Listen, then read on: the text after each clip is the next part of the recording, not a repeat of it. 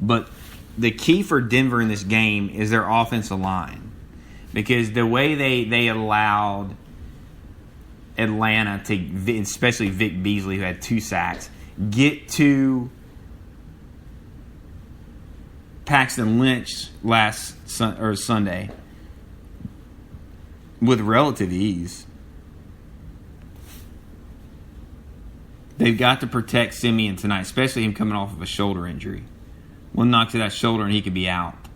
So I think Denver is going to have to do 2 things. Protect from the offensive line, protection of Trevor Simeon. But I think they're going to have to unleash their pass rush. I think that is what's going to dominate this game.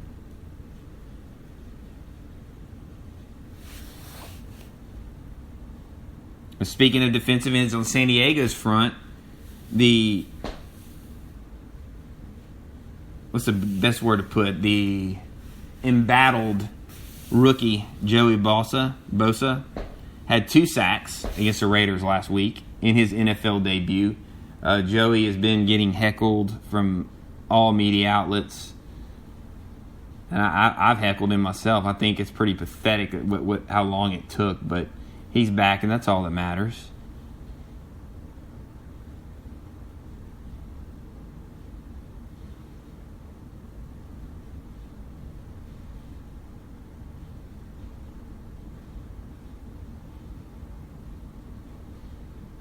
But it does look like Simeon will be back on the field. Keep an eye on that. Kubiak said he's very close, and we'll see if he's going to be a go. Some matchups to watch. As I said, the Broncos' offensive line against Chargers defensive end Joey Bosa. He could create a problem for Denver's offensive line that has given up 10 sacks the last 2 weeks. Denver's going to get back Donald Stevenson at the right tackle, which will help. But Bosa's got a big-time motor. He's going to come at you all game. So it's going to be interesting. Watch that matchup, Stevenson and Bosa.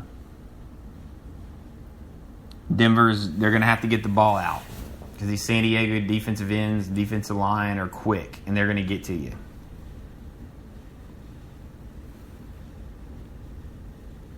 Denver needs to get it out quick. Get some quick passes to these receivers. DT88, Demaryius Thomas. And let them do their work. On the other side, Broncos linebackers Von Miller and Shane Ray against the Chargers offensive tackles. Former LSU offensive tackle Joe Barksdale, King Dunlap,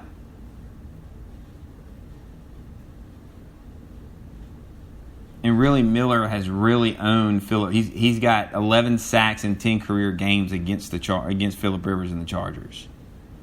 He's got 6.5 this season, 12 in his last 9 games, 18.5 sacks in his past 15 games, guys. Shane Ray has 4 sacks on the year. Each of them had one last Sunday against Matt Ryan and the Falcons. And the Chargers have they're right at the league average in allowing sacks per pass plays. They just allow 1 sack per, let's just call it 17 pass plays.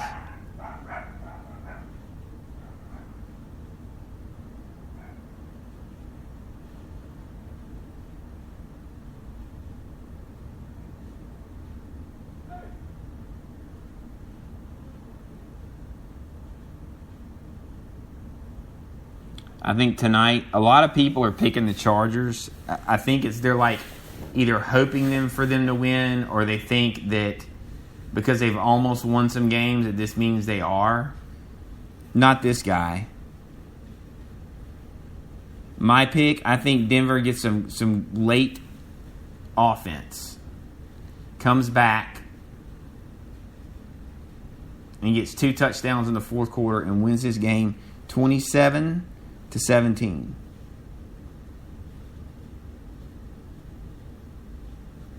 I just think San Diego cannot hold people off, and I think Denver coming off a loss is too much. I think this Denver team needs to get back in the win column, and I think tonight they get that done. So That's my fearless prediction, 27-17. Check out that game, which starts in about 5 minutes from now, and I will give you some updates while we finish up the show. Now, let's get to some college football preview.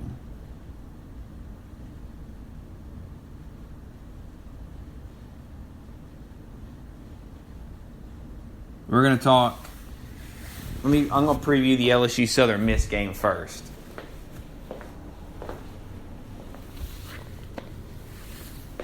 I know the Southern Miss fans are holding back their last time they beat LSU. Last time they played, actually, was 1994, when they beat LSU in Curly Hallman. I think a day that LSU fans will, without question, remember. So what happens? Does Southern Miss come in again? Pull off some type of upset? If you saw the show last night, you know what my answer to that question is. A big fat nada. Not happening. No way. No how.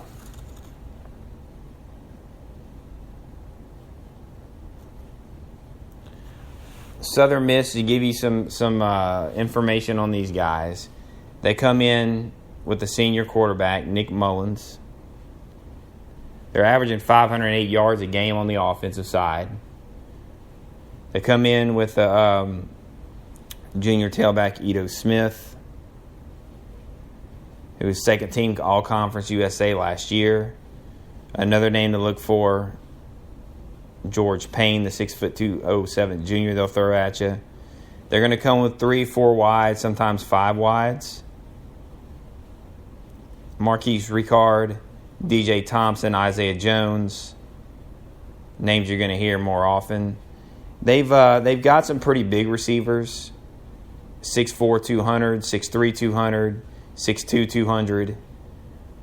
These guys they're big receivers that can do some damage.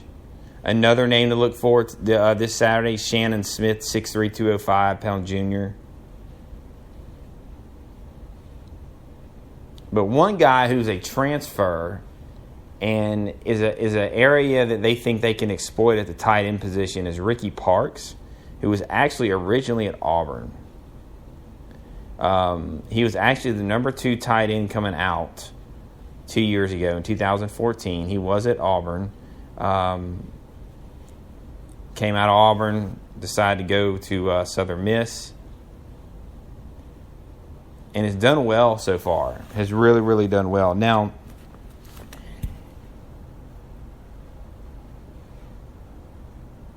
the offense has 7 returning starters.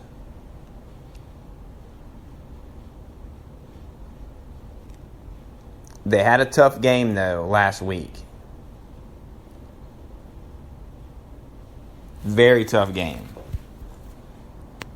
From a team that, in my opinion, how they had a tough game against this team, I don't know. Well, so you say, who was it? Well, it was Texas San Antonio, who came into the game 1-3. Southern Miss came in there 4-1. This was obviously a look ahead to LSU. Texas San Antonio beat the snot out of Southern Miss 55-32.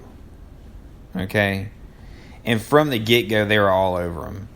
I mean, UTS San Antonio was up 21-0 at the 7:15 mark in the first quarter. 28-7 at the end of one. You know, Southern Miss did their part. Mullins, 24-47, 370 yards, 3 touchdowns, 1 pick. But the one thing I noticed, I saw that Texas San Antonio was able to do is run the ball all over Southern Miss.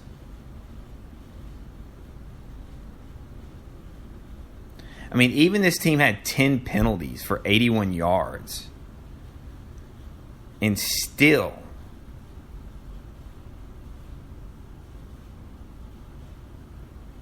was able to beat them by more than 3 touchdowns. I mean, Southern Miss had the ball 34 minutes. So had them 9 minutes in time of possession. They had 14 more first downs, 31-17. Were better in third down efficiency, over 50%. Threw for almost 400 yards. But the 4 turnovers. 3 turnovers that they had was costly. So they had actually, that's the thing. Southern Miss had actually outplayed this team from start to, well, I should say had outplayed them on the offensive side. Was able to get yards, but they were turning the ball over. And that's what enabled Texas San Antonio to roll off those 28 points in the first quarter.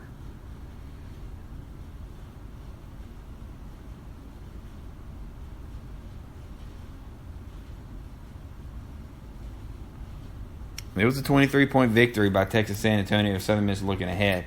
But where Southern Miss is really going to struggle this Saturday is on the defensive side, stopping the run. I mean, this Texas San Antonio team, which, I mean, do I even need to go any further as far as comparing them to LSU? Rushed for 339 yards. I mean, what's Darius Geis and Darrell Williams going to do to this team? And LSU is so anxious to get out there.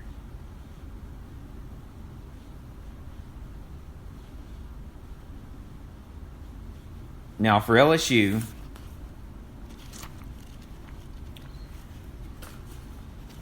we all know how anxious they are to get back on the field after going through what they went through last week. Ready to go, and then the game getting canceled, which, in all intents and purposes, there's no reason it should have gotten canceled. That hurricane, thankful for the city of Gainesville, didn't even come close to it. Looks like Fournette will be out for another game. They're saying Ole Miss, but you know what? I got to be honest.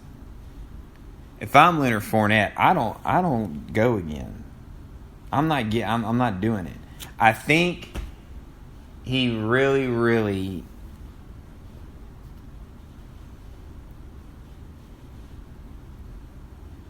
wants to play against the Tide. Don't be surprised if he sits the Ole Miss game out as well.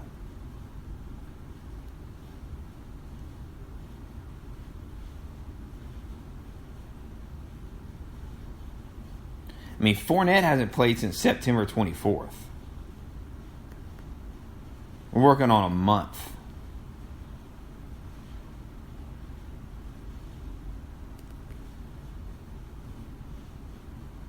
If he doesn't play against Alabama, he's not playing the rest of the year. That's my opinion. I think somebody's in his ear telling him not to. That's my opinion. But in all intents and purposes, you can't really blame the guy.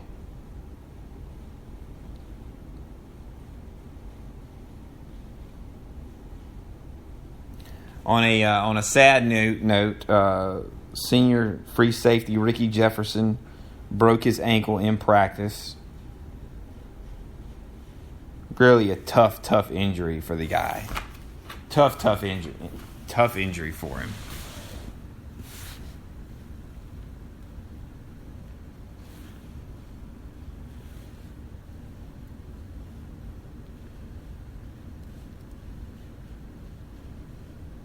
LSU's going to have to get in a backup safety this weekend.